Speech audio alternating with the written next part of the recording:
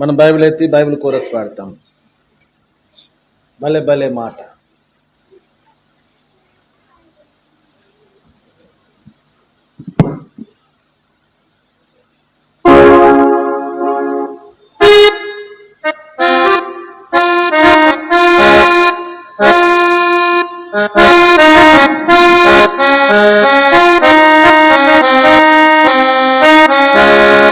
భలే భలే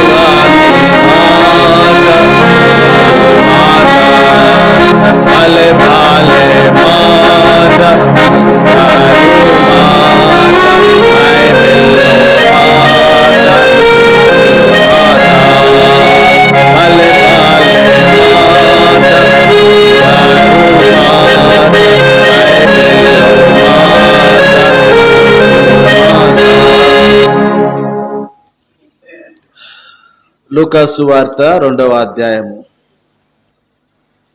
లూకాసు వార్త 2వ అధ్యాయము 8వ వచనం నుండి 14వ వచనం వరకు మనం మార్చి చదువుతాం.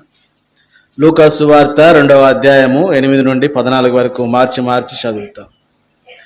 ఆ దేశంలో కొందరు గొర్రెల కాపర్లు పొలంలో ఉండి రాత్రి వేళ తమ మందను కాచుకొనుచుండగా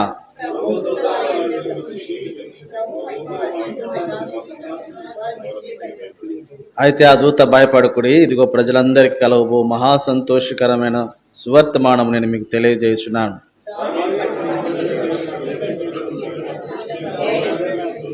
దానికి ఇదే మీ కానవాలు, ఒక శిశువు పొత్తిగుడ్డతో చుట్టబడి ఒక తొట్టిలో పండుకొని ఉండుట మీరు చూచెదరని వారితో చెప్పెను. సర్వోన్నతమైన స్థలముల్లో దేవునికి మహిమయు, ఆయనకిష్టులైన మనుషులకు భూమి మీద సమాధానమును కలుగునుగా కానీ దేవుని స్తోత్రము చేయుచుండెను. ప్రభు సాయం కొరకే చిన్న ప్రార్థన చేస్తాం. ప్రేమగల తండ్రి, వందన స్తోత్రాలు. సాక్ష్యం ద్వారా మీ నామానికి మహిమ తెచ్చుకున్నారు. తిరిగి కొన్ని నిమిషాలు వాక్యమును ధ్యానించి ముగించుట్లో సహాయపడము. చదవని లేఖన భాగాలు ఆశీర్వదించి అనుగ్రహించమని యేసునామమున ప్రార్థిస్తున్నాము తండ్రి. ఇప్పుడు సమయం 10 నిమిషాల్లో 8 అయింది. నేను 10 నిమిషాల్లో 10కి ముగిద్దాం అనుకుంటున్నా కదా, అంతేనా? అప్పటికి బాగా ఆకలి అవుతుంది కదా. కాబట్టి బాబన్న చేసిన వంటంతా బాగా తినవచ్చు మనం కదా. సరే, త్వరగా ముగిస్తా, హాఫ్ అన్ అవర్లో ముగిస్తాను, సరేనా? అమ్మ బతికిచ్చాడు అన్న అనుకుంటున్నారు. సరే, ఈ లూకాసు వార్త 2వ అధ్యాయము 8 నుండి 14 వచనాలు యేసుక్రీస్తు ప్రభువారి యొక్క జన్మం గురించి రాయబడుతూ వచ్చినాయి. మత్తయి, మార్కు, మత్తయి సువార్తికుడు, లూకాసు సువార్తికుడు యేసుక్రీస్తు ప్రభువారి యొక్క జన్మం గురించి విశేషంగా రాస్తూ వచ్చారు.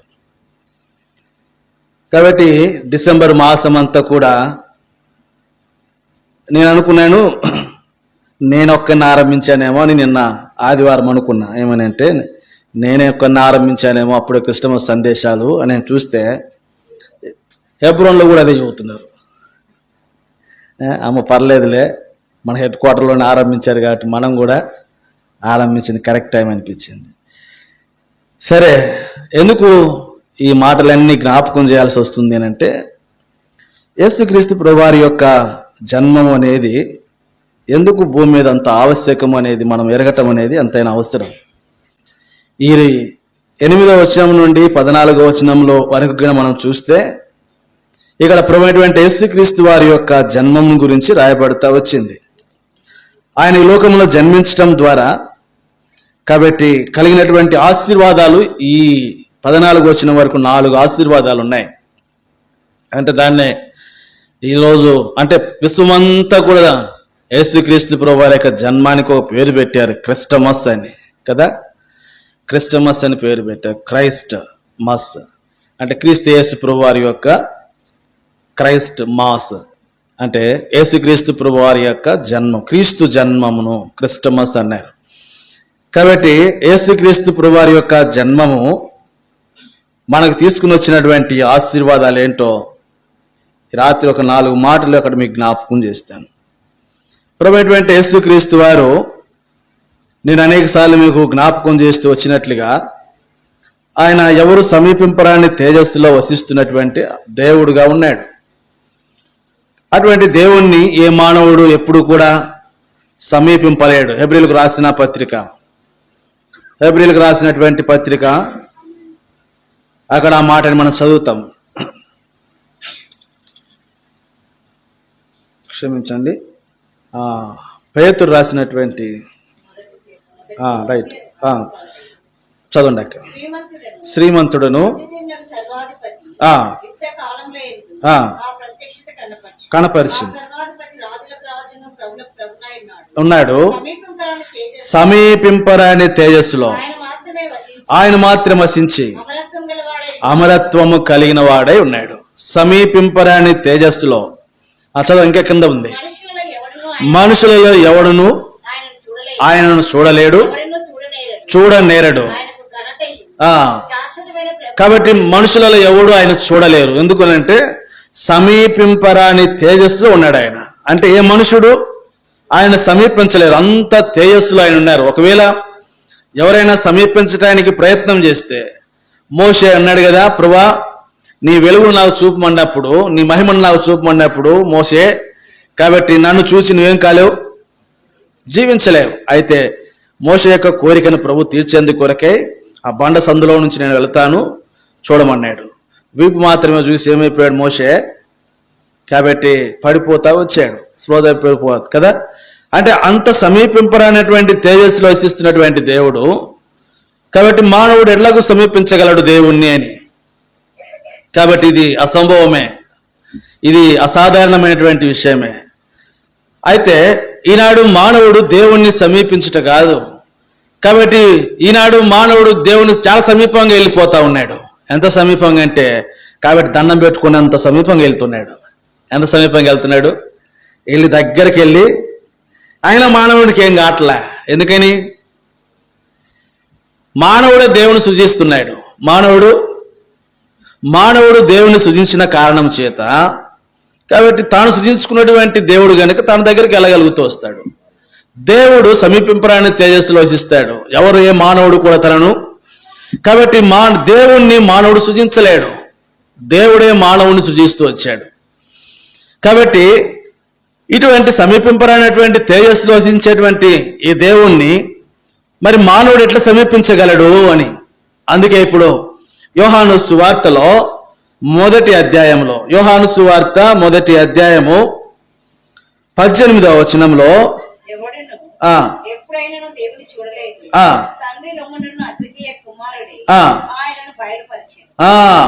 కాబట్టి ఇప్పుడు తండ్రి రొమ్మునున్నటువంటి అద్వితీయ కుమారుడు ఆయనను మనకు బయలుపరిచాడు. అందుకు యేసుక్రీస్తు ప్రభువారు అద్వితీయ కుమారుడుగా ఈ లోకానికి వచ్చాడు. ఎందుకు తెలుసా? మనల్ని దేవునికి సమీపంగా తీసుకుని వెళ్ళేందుకు కొరకే యేసుక్రీస్తు ప్రభువారు. కాబట్టి సమీపింపరాని తేజస్సులో వసించేటువంటి దేవుణ్ణి మనకు బయలుపరిచేందుకు కొరకై యేసుక్రీస్తు ప్రభువారు నరవతారిగా ఈ లోకానికి రావాల్సి వచ్చింది. కాబట్టి ఆయనే దేవుణ్ణి మనకు బయలుపరుస్తూ వచ్చాడు. కాబట్టి ఇప్పుడు ఈ మాటలు యేసుక్రీస్తు ప్రభువారు జన్మించడం ఉన్నటువంటి ఆవశ్యకత ఎందుకైనా అనేది నేను మీకు జ్ఞాపకం చేస్తూ వచ్చాను. ఇప్పుడు చదివినటువంటి లూకాసు సువార్త 2వ అధ్యాయము 8వ వచనం నుండి మనం 14 వరకు చదువుతూ వచ్చినాం. యేసుక్రీస్తు ప్రభువారి యొక్క జన్మము ద్వారా మనకు తీసుకురాబడినటువంటి ఆశీర్వాదాలు ఏంటో ఇక్కడ 4 ఉన్నాయి. అందులో ఒకటి ఈ 2వ అధ్యాయము 8, 9 వచనాలను చదువుతాం.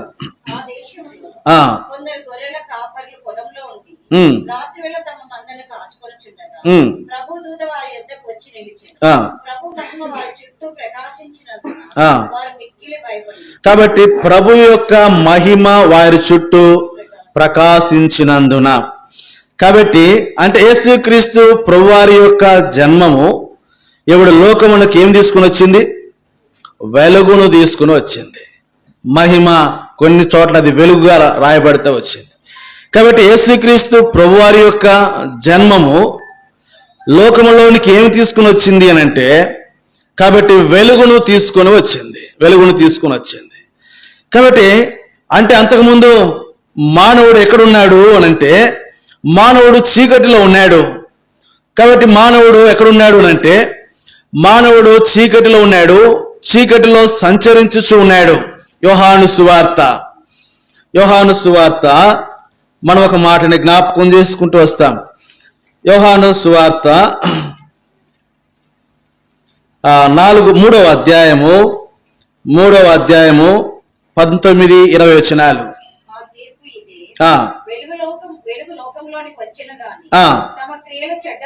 తమ క్రియలు చెడ్డవైనందున మనుషులు వెలుగును ప్రేమింపక చీకటినే ప్రేమించిరి. దుష్కార్యము చేయు ప్రతివాడు వెలుగును ద్వేషించును, తన క్రియలు దుష్క్రియలుగా కనపడుకున్నట్లు. కాబట్టి మనుషుడు ఎక్కడున్నాడు అంటే, మనుషుడు చీకటిలో ఉన్నాడు. కాబట్టి లోకమంతా మనుషుడు అంటే లోకమంతా కూడా చీకటిలో ఉంది, అంధకారంలో ఉంది. ఆదికాండం 1వ అధ్యాయం 1వ వచనంలో దేవుడు ఇలాగూ రాయిస్తూ వచ్చాడు. కాబట్టి ఏమని రాయబడుతూ వచ్చింది? కాబట్టి ఆదికాండము 1వ అధ్యాయం 1వ వచనంలో భూమి నిరాకారముగాను శూన్యముగాను ఉండెను, చీకటి అగాధ స్థలములను. కాబట్టి లోకమంతా కూడా చీకటే, లోకమంతా కూడా చీకటితో నిండింది. కారణం మానవుని యొక్క, కాబట్టి మానవుని యొక్క క్రియలు ద్వారా, మానవుని యొక్క దుష్క్రియలను బట్టి లోకమంతా కూడా చీకటితో నింపబడుతూ వచ్చింది. అంతేకాదు లోకములోనికి ప్రభువైనటువంటి దేవుడు ఈ చీకటిని పారద్రోలేందుకు కొరకై, ఈ చీకటిని కాబట్టి తరిమివేసేందుకు కొరకై, కాబట్టి ఈ చీకటిలో నుంచి ఈ చీకటిని వెలుగుమయం చేసేందుకు కొరకై ప్రభువైనటువంటి యేసుక్రీస్తు వారు ఆయన ఈ లోకంలో జన్మించవలసి వచ్చింది. కాబట్టి ఆయన ఈ లోకంలోనికి ఎందుకు వచ్చాడు అంటే, కాబట్టి లోకము చీకటిలో ఉంది అని.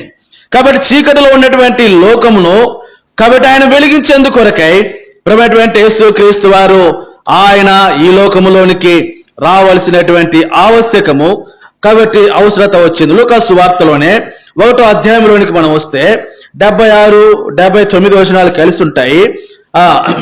ఆ చివరి చీకటిలోను మరణ ఛాయలోను కూర్చుండు వారికి, అంటే మానవుడు ఎక్కడున్నాడు అని అంటే, మానవుడు అంధకారంలో ఉన్నాడు, మానవుడు చీకటిలో ఉన్నాడు. అంటే మానవుడు అన్న ప్రతి పర్యాయం కూడా అది లోకంలో రిప్రజెంట్ చేస్తూ ఉంది. లోకం అంధకారంలో ఉంది, లోకము ఎక్కడుంది? చీకటిలో ఉంది. కాబట్టి లోకము అంధకారము, లోకము చీకటి. కారణం ఏంటి అంటే మానవుడు తాను చేసినటువంటి క్రియలను బట్టి, వాడి క్రియలు చెడ్డవి, వాడు దుర్మార్గుడు, దుష్ట క్రియలు, పాపము క్రియలు, ఈ క్రియలను బట్టి లోకమంతా కూడా చీకటిమయమైంది. కాబట్టి ఇప్పుడు ఆ చీకటిని వెలుగుగా చేసేందుకు కొరకై ప్రభువైనటువంటి యేసుక్రీస్తు వారు ఈ లోకంలోనికి ఉద్భవిస్తూ వచ్చాడు. అందుకే ఆయన జన్మించినప్పుడు ఆయన గురించి రాయబడింది. కాబట్టి ఆ వెలుగు వారి చుట్టూ ఏమైందట? ప్రకాశిస్తూ వచ్చింది. కాబట్టి ఆ మహిమ, ఆ వెలుగు వారి చుట్టూ ప్రకాశిస్తూ వచ్చింది. ప్రియ సహోదరి సహోదరుడా, ఈ రాత్రికాల సమయంలో ఈ శబ్ద యంత్రం ద్వారా వినుచున్నటువంటి నువ్వు ఎవరైనా సరే, ఇంకా నువ్వు చీకటిలో, నువ్వు మరణ ఛాయలో, నువ్వు ఇంకా చీకటిలో ఉన్నావు అంటే నువ్వు ఇంకా మరణ ఛాయలో ఉన్నావు. నువ్వు ఇంకా నీ క్రియలు చెడ్డవి, నువ్వు ఇంకా పాపపు క్రియలు, నీచమైన క్రియలు, దుష్క్రియలు, కాబట్టి అంధకార సంబంధమైనటువంటి క్రియలు నువ్వు చేస్తున్నావు కనుకనే, కాబట్టి నీ క్రియలు బయలుపడకుండా ఉండేందుకు కొరకై ఇంకా నువ్వు చీకటిలోనే ఉన్నావు. ఈ రాత్రి ఆ చీకటిలోకి నువ్వు ఉంటే నీ కొరకై వెలుగును తీసుకుని వచ్చాడు యేసుక్రీస్తు ప్రభువారి యొక్క జన్మం. కాబట్టి క్రిస్మస్ అనేది, యేసుక్రీస్తు ప్రభువారి యొక్క జన్మం అనేది లోకమంతటికి ఏం తీసుకుని వచ్చింది? వెలుగును తీసుకుని వచ్చింది. కాబట్టి ఈ వెలుగు ఇప్పుడు నీకు రాబడి యోహాను సువార్త అధ్యాయము 5 వచనాలు చదువుతాం. ఉండేను. ఆ వాక్యం దేవుని ఆ దేవుడై ఉండేను. ఆ ఆయన ఆదియందు దేవుని యొద్ద ఉండేను. ఉమ్, సమస్తమును ఆయన మూలంగా కలిగేను. ఆ కలిగి ఉన్నది ఏది ఆయన లేకుండా కలుగలేదు. ఆ ఆయనలో జీవం ఉండేను. ఆ ఆ జీవం మనిషి వెలుగై ఉంది. వెలుగు చీకటిలో ప్రకాశించినది ఆ వెలుగు చీకటిలో ప్రకాశించింది గాని చీకటి దాన్ని గ్రహింపక ఉండెను. అంటే వెలుగు ఎప్పుడో ప్రభు 2024 సంవత్సరాలకు పూర్వమే ప్రభువైనటువంటి యేసుక్రీస్తు వారు జన్మించినప్పుడు లోకములోనికి వెలుగు వచ్చింది కానీ ఆ వెలుగును ఎప్పుడో ప్రకాశించుచు ఉన్నది కానీ అయితే చీకటి దానిని చీకటి అని అంటే ఇక్కడ లోకమే అంటే లోకములోనికి వెలుగు అంటే లోకం అంతకు ముందు అంధకారంలో ఉంది, చీకటిలో ఉంది. ప్రియ సహోదరి, రాత్రి ఆ చీకటిలో ఇంకా నువ్వు ఉన్నావేమో, అంధకారంలో నువ్వు ఉన్నావేమో. నీ భయంకరమైనటువంటి క్రియలను బట్టి నీ కొరకై వెలుగును తీసుకొచ్చినటువంటి ఆ ప్రభువును చూడు. ఆ వెలుగు యొద్దకు వస్తే నీ క్రియలన్నీ కూడా బట్టబయలవుతాయి. కాబట్టి అందుకే కొరింథీయులకు రాస్తూ పౌలు అపోస్తలుడు ఇంకా మానవుడు ఈ వెలుగును చూడకుండా కాబట్టి ఇంకా ఏం చేస్తా ఉన్నాడు? కొరింథీ 2వ పత్రిక 4వ అధ్యాయము 4-5 వచనాలు. దేవుని స్వరూపి అయిన క్రీస్తు మహిమను కనపరచు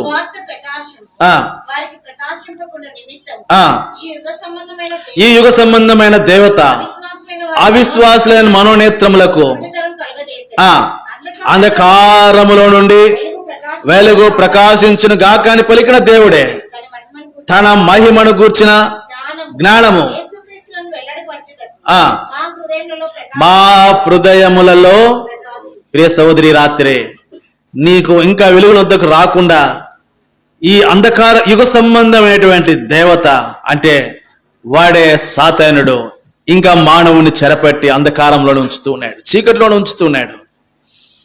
కాబట్టి రాత్రి ఆ చీకటిలో నుండి ఆశ్చర్యకరమైనటువంటి తన వెలుగులోనికి ప్రభు నేను నడిపించాలని ఇష్టపడుతుండగా కాబట్టి ఈ క్రిస్టమస్ నీకు నీ కన్నులకు వెలుగును తీసుకుని వచ్చింది. ఇంకెందుకు చీకటిలో, ఇంకెందుకు అంధకారంలో, ఇంకెంతకాలం పాపంలో. ఒక దినము ఆ వెలుగు ఏం చేస్తుంది అని అంటే నీ క్రియలన్నిటిని కూడా అదేం చేస్తుంది? బయలుపరుస్తుంది. కాబట్టి ఏమంటాడు ఎఫెసీయులకు రాస్తూ పౌలు అపోస్తలుడు 5వ అధ్యాయము 13వ వచనం. 5 ఎఫెసీ పత్రిక 5:13 సమస్తమును ఖండింపబడి వెలుగు చేత ప్రత్యక్షపరచబడును. ప్రత్యక్షపరచబడునది ఏదో నీ అంధకార సంబంధమైన క్రియలు, నీ దుష్ట క్రియలు, నీ పాపపు క్రియలు. ఇంకా నువ్వు చీకటిలోనే ఉంటే ఏదో ఒక రోజు ఈ దినముడికి నువ్వు వెలుగులోనికి రాకపోతే ఏదో ఒక రోజు ఆ వెలుగు నీ జీవితం అంతటిని కూడా ఏం చేస్తుంది? బాట బయలు చేస్తుంది. ఒకవేళ ఆ బయలుపరిచేటువంటి దినం వరకు కూడా నువ్వు వెలుగులోకి రాకపోతే అయ్యో ఆ దినం నేను వస్తానన్నా కూడా నీకు సమయం ఉండదు.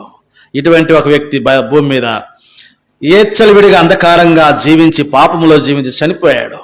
ఇప్పుడు అంటాడు, అయ్యా ఆ లాజర్ను పంపు, ఒక్క చుక్క నా నోట్లేయా, ఇంకా మా వాళ్ళు చాలా మంది ఉన్నారు కింద, నేను పోకపోతే పోయినా ఆయనన్నా పంపి చెప్పాయి వాళ్ళంతా బాగుపడతారంటే ప్రభు ఏమైనా అనుమతించాడా? మీకు మాకేముందంట? పెద్ద గాధం ఉందంట. చూసారా? కాబట్టి నువ్వు అంధకారంలో చీకటిలో పాపంలోనే జీవిస్తూ ఉంటే అలాగూ నువ్వు చనిపోతే ఆ చనిపోయిన తర్వాత నీ బ్రతుకంతా కూడా వెలుగు దగ్గరకు వచ్చినప్పుడు ఏమైందంట? బయలుపరచబడుతుంది. అట్టి దుర్దినము రాకమునిపే, అటువంటి భయంకరమైనటువంటి దినము నిన్ను సంభవించక మునిపే. కాబట్టి నీ కొరకై యేసుక్రీస్తు ప్రభువారి యొక్క జన్మము నీకు తీసుకువచ్చినటువంటి మొట్టమొదటి ఆశీర్వాదము.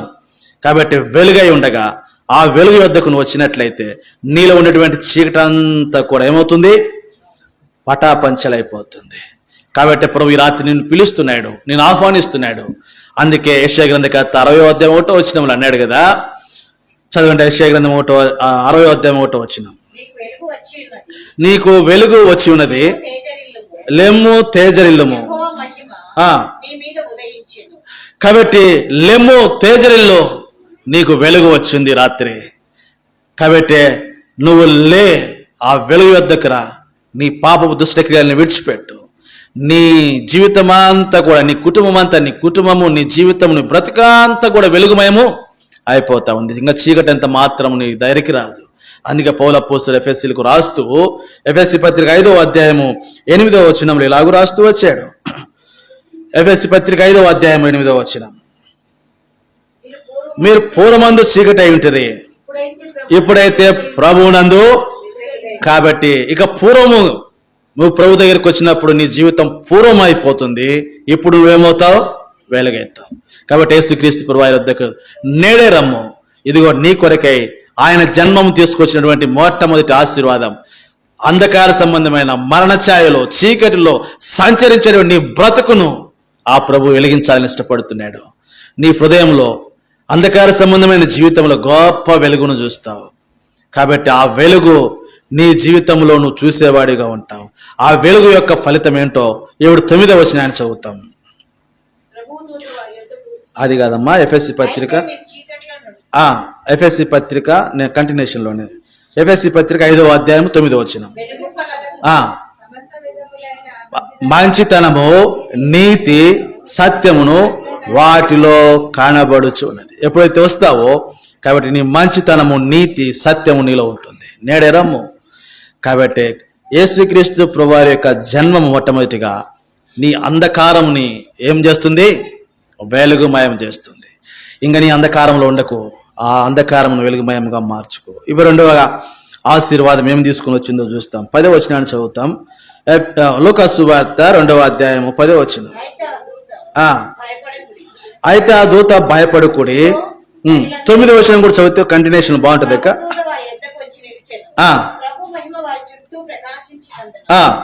వారు మీకిలి భయపడిరి.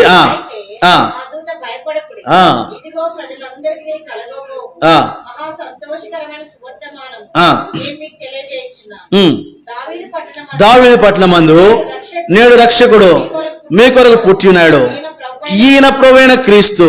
ఇప్పుడు అన్నాడు వారు మీకిలి భయపడిరి.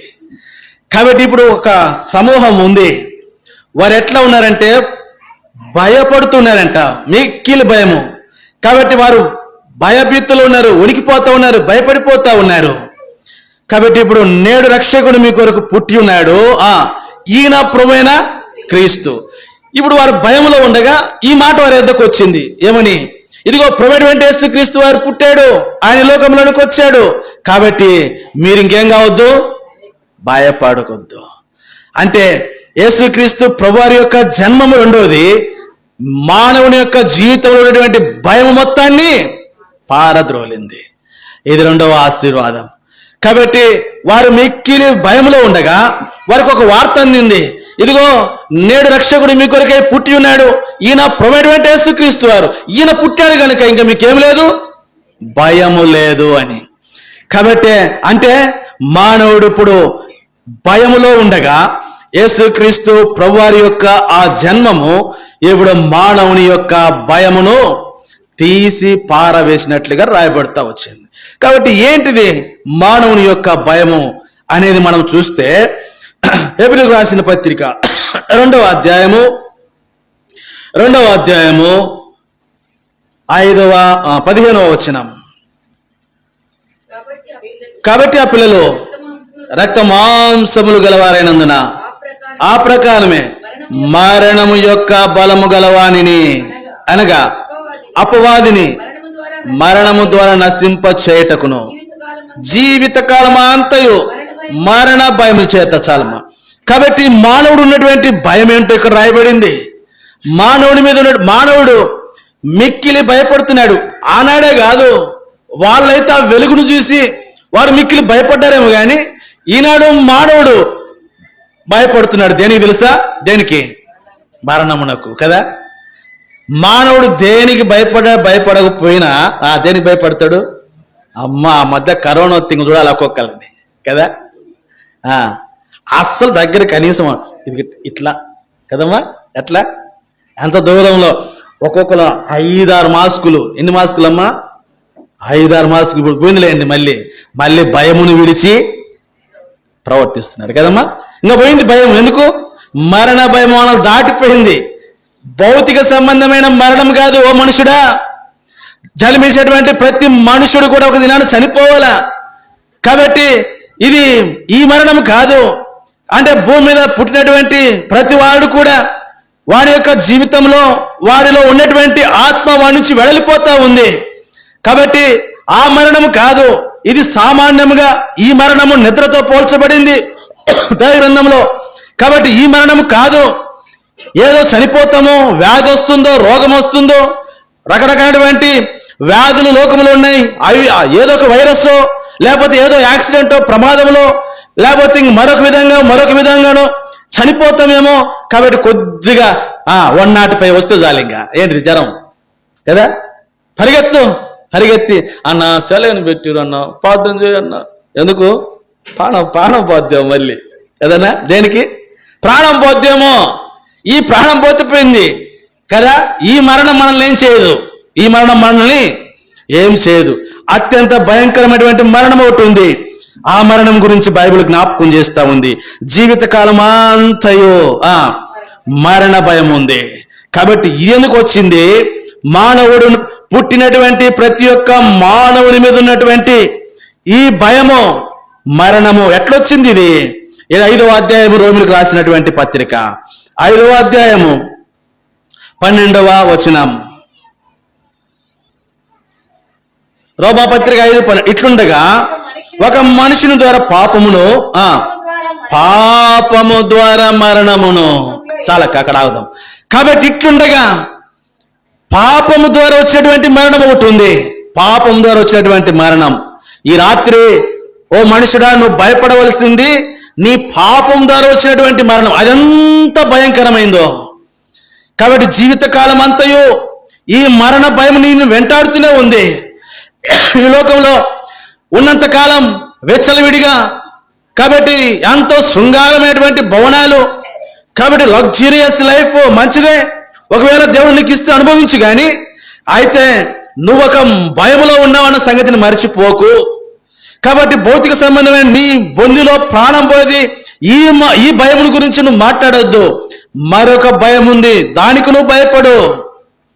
కాబట్టి ఏ మరణం అంటే అది పాపము వలన వచ్చేటువంటి మరణం. కాబట్టి అది ఏంటంటే నిత్య నరకం. ఆ మరణమునకు బైబిల్లో ఉంది 2వ మరణము అని. ఒక మరణమే కాదు, మానవుని మీద ఉన్నటువంటి 2వ మరణం గురించి ఆలోచన వచ్చాయి. ఈనాడు మానవుడు ఇప్పుడు ఈ భయములో ఉన్నాడు. ఏ భయంలో? ఈ 2వ మరణం. అందుకే పౌలు అపోస్తలుడు అదే రోమిలకు రాసిన పత్రికలు అంటాడు, ఇట్టి మరణమునకు లోనగు ఈ శరీరము నుండి ఎవడు నన్ను. ఈనాడు మానవుడా, ఈ 2వ మరణం నుండి, ఇది అగ్ని గంధకములతో మండు గుండము. ఆ మాట కూడా జ్ఞాపకం చేస్తాను. ప్రకటన గ్రంథము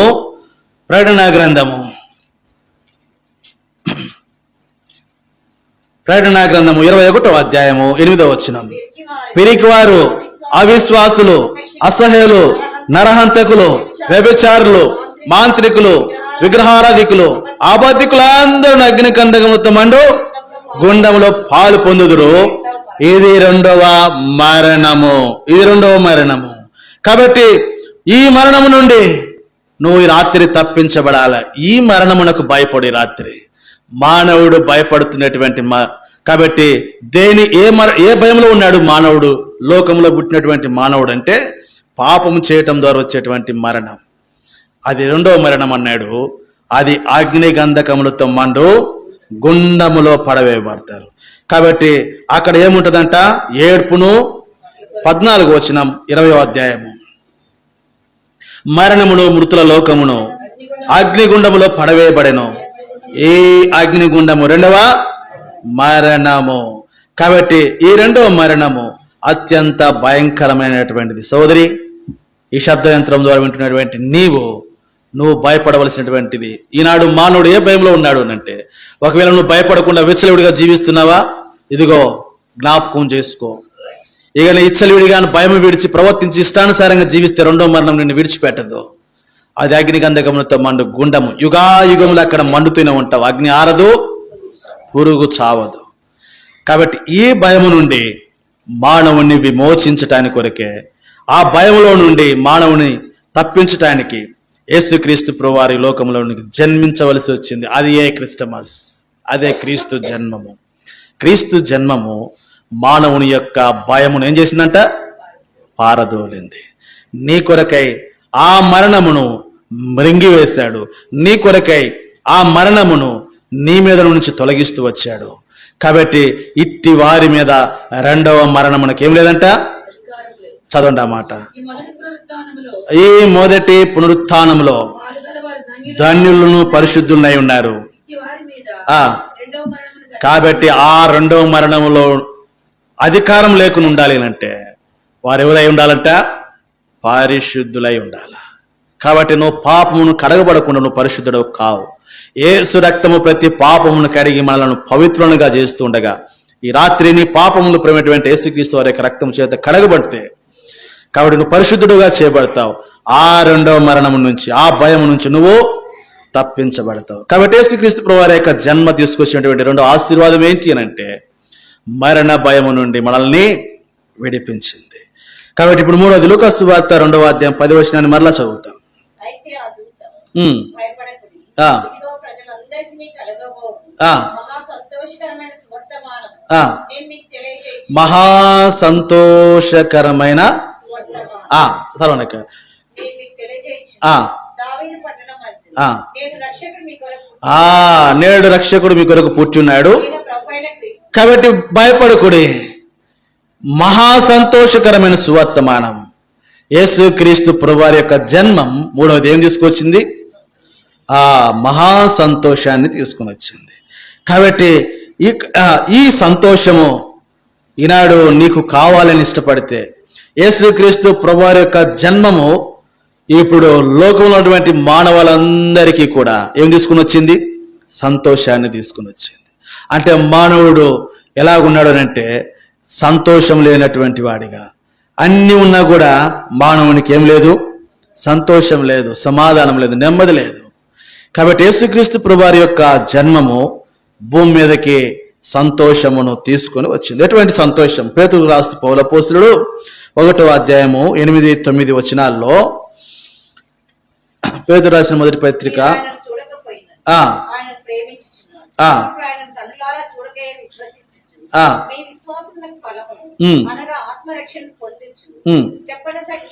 చెప్పనా సఖ్యమును మహిమాయుక్తమైన సంతోషం. కాబట్టి యేసుక్రీస్తు ప్రభువారి యొక్క జన్మము చెప్పనా సఖ్యము మహిమాయుక్తమైన. ఒకసారి ఆయన వద్దకు వచ్చి ఆయన విశ్వసించు, ఆయన చేర్చుకో. నీ జీవితంలో నువ్వు పొందేటువంటి సంతోషం నీవే నీ మాటలో చెప్తావు. ఒకవేళ నువ్వు దుఃఖంలో ఉన్నావా, కృంగిపోయి ఉన్నావా, వేదనలో ఉన్నావా, నెమ్మది లేకుండా ఉన్నావా, ఈ జీవితం నాకు చాలని చాలించుకునేటువంటి పరిస్థితిలో ఉన్నావా, ఓ మనుషుడు ఈ రాత్రి యేసుక్రీస్తు ప్రభువారి యొక్క జన్మము భూమి మీదకి చెప్పనా సఖ్యమును మహిమాయుక్తమైనటువంటి సంతోషాన్ని తీసుకుని వచ్చింది. ఇది ప్రజలందరికీ కలగబోవు సంతోషం. ఇందులో ఈ సంతోషంలో కాబట్టి జాతి, రంగు, మతము, కులము, చిన్నవారు, పెద్దవారు, స్త్రీ, పురుషులు ఏ భేదం లేదు. కాబట్టి ఈనాడు ఈ సంతోషం నీకు కావాలంటే యేసుక్రీస్తు ప్రభువారు ఇచ్చినటువంటి సంతోషం ఎట్టిది అంటే చెప్పనా సఖ్యమును మహిమాయుక్తమైనటువంటి సంతోషం. ఇంకా ఇంకో మాట కూడా అన్నాడు కీర్తనకారుడు 4వ కీర్తనలో 4వ కీర్తన 7వ వచనంలో 4వ కీర్తన 7వ వచనం,